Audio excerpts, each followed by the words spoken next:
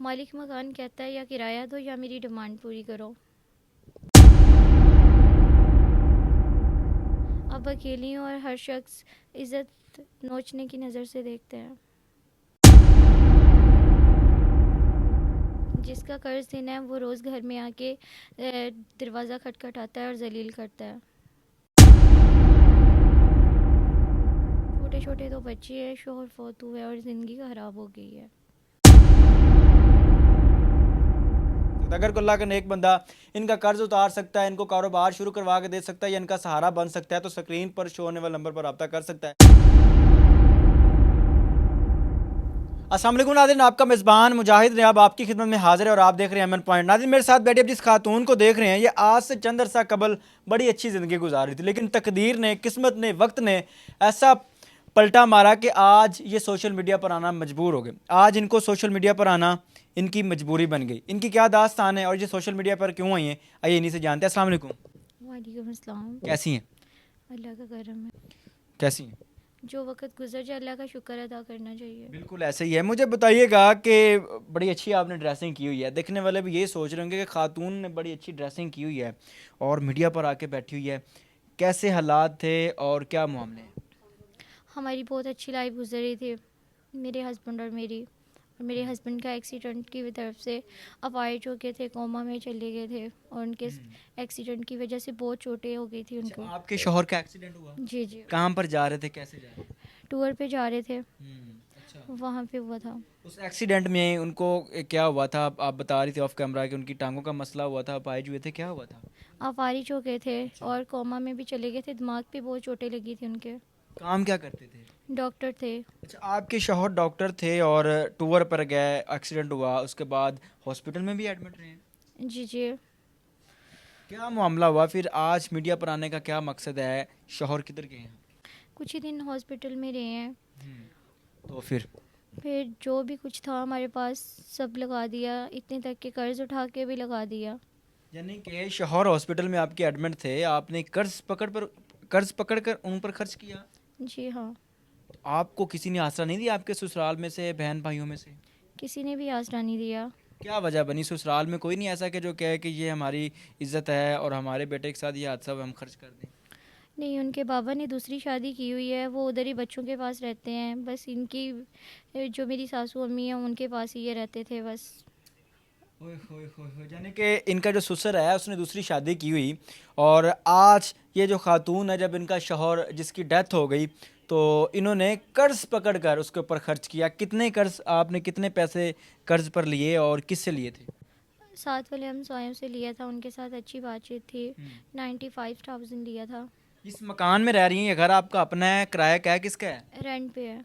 Rent पे रहती हैं? जी। तो कितनी देर हो गई शौहर की डेथ को? 5 साढ़े 5 मंथ हो गए हैं। 5 साढ़े 5 मंथ हो गए हैं। जी। बच्चे भी हैं आपके? जी, एक बेटी एक बेटा है।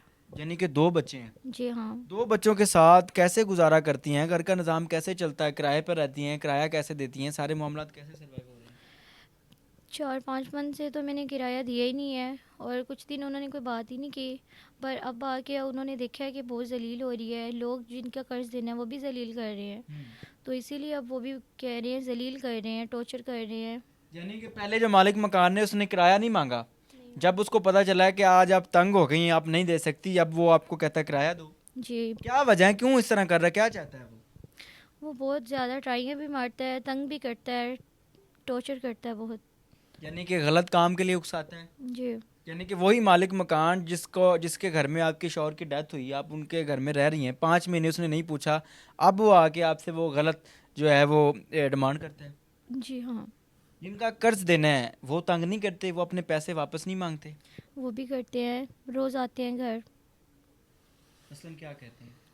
कहते हैं कि वापस करें, आपने बोला था, आपने वापस नहीं किया, वापस करें। एक खातून जिसका शौहर फौत हो जाए और उसके बच्चे हों, फिर बड़ी बात यह है कि जिसके पास अपना मकान तक ना हो, वो किराए पर रहती हो, उसकी ज़िंदगी कैसी होगी?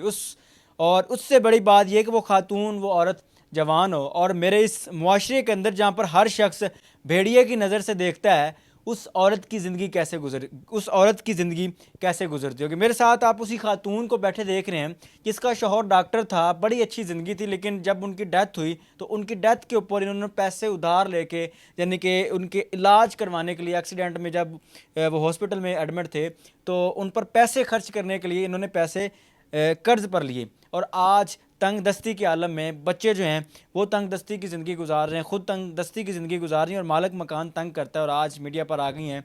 बच्चे जो हैं वो पढ़ते पुढ़ते भी हैं। कितनी उम्र है? अभी एक 3 साल का है। छोटे हैं अभी बच्चे। जी। और तो कैसे गुजारा हो रहा है घर के अंदर, खाना पीना कैसे करती हैं? बस थोड़ा बहुत ही हो रहा है, जो मामूली हो रहा है वो भी बहुत मुश्किल से कर रही हूँ, कभी इधर से पकड़ कभी इधर से पकड़ के कर रही हूँ। कोई काम वगैरह आपको आता है जो आपके आप करती हों या कर लें जिससे आपके घर का निज़ाम चल जाए? बुटीक का काम आता है। कर लेंगी? जी हाँ। अगर बुटीक का काम शुरू हो जाता है आपका, उससे आपको लगता है कि आप घर का निज़ाम चला लेंगी, अपने बच्चों के लिए रिज़्क़ हलाल कमा लेंगी? जी हाँ। कभी अपने वालिदैन से, आपके बहन भाई किधर हैं, कभी उनसे सपोर्ट नहीं मांगी आपने? नहीं, मेरे भाई तो है नहीं और हम 4 बहनें हैं, और अब्बू हैं वो भी अभी छोटी हैं मेरे से, तो उनका भी घर का बहुत मुश्किल से होता है। वो शख्स जिसकी 4 बेटियां हों और 3 बेटियां अपने घर में बैठी हैं, लेकिन एक बच्ची जिसकी शादी की थी उसका शौहर फौत हो गया और जवानी में फौत हो गया। लोग तंग करते होंगे, जिस तरह का हमारा गलत मुआशरा है, लोग गलत डिमांड भी करते होंगे जी कि करते हैं। हमें ऐसे करो वैसे करो, हम आपका कर्ज उतार देंगे, ये वो सारी बातें। जी हाँ करते हैं, ज़ाहिर सी बात है, आपको पता है बुरे वक्त में कोई भी काम नहीं आता बल्कि और बुरा वक्त ही लाता है। बिल्कुल ऐसे ही है। अगर कोई अल्लाह का नेक बंदा ये वीडियो देख रहा हो, आपके सर पर हाथ रखे, आपके बच्चों को सहारा दे, तो उसके लिए दुआ करेंगे? बिल्कुल करूँगी। अच्छा, जिनका कर्ज देना है और मालिक मकान तंग करता है, जी बहुत ज़्यादा करता है। क्या मसलन क्या कहता है मालिक मकान, कहता क्या है? जलील करता है, टॉर्चर करता है, बदतमीज़ी भी करता है।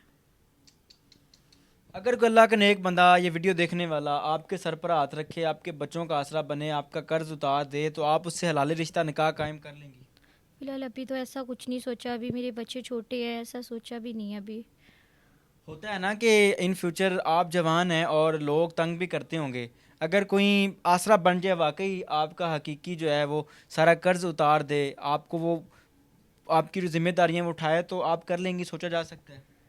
फ़िलहाल अभी आपको पता है 5 मंथ नहीं हुए, लोग बातें करते हैं कि ये तो जैसे वेट कर रही थी, तो ऐसा नहीं कर सकती मैं। इसके बावजूद अगर कोई सच्चा आसरा देगा तो सोचा जा सकता है। नाज़रीन, ये दास्तान है इस खातून की जिसका शौहर फौत हुआ तो ज़िंदगी बर्बाद हो गई, बल्कि हालात ने ऐसा पलटा मारा कि आज मीडिया पर आकर अल्लाह के नेक बंदों से मदद मांगना इनकी मजबूरी बन गई।